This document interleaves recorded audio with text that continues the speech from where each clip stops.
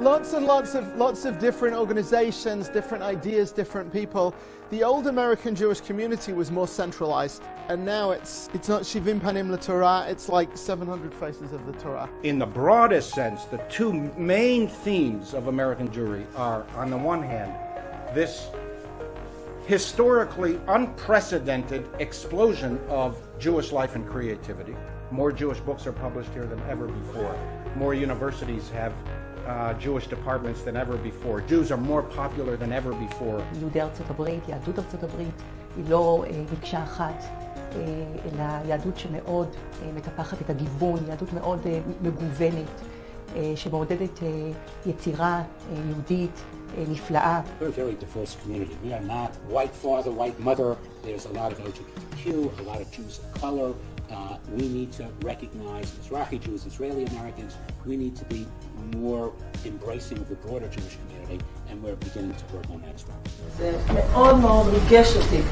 הרגשות החמים כלפי מדינת ישראל, והישראלים מצד אחד, ומצד שני גם ההתמודדויות של יהודי בארצות הברית, מזרמים שונים, איך הם מקיימים את הזהות היהודית שלהם. And that's happening at the same time as there is a desperate struggle for the very survival of the future of the Jewish community. 70% of marriages are interfaith marriages outside the Orthodox community. There's a rapid shrinking of Jewish identity and Jewish affiliation. The future of American Jewry as we know it now is by no means secure. There's a real fear in Israel, not just among Orthodox people in Israel, but among Israelis generally, of the reform movement. That reform leads to intermarriage, and that is going to benefit Judaism, and that's not what we want in Israel. I don't think Reform Judaism causes intermarriage. I think in many ways it's a response to a phenomenon that already exists and keeps people Jewish. The reason we have assimilation is because of the conditions of life of Western society. Jews are becoming less Jewishly identifying here.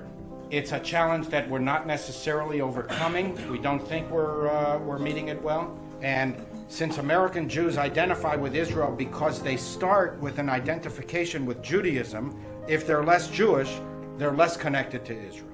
The glue that holds your Jewish identity together, unless you're Orthodox, unless you're religious, in that sense, halachic, is the state of Israel, the independence, sovereignty, self-determination, where you glean Jewish identity through the air.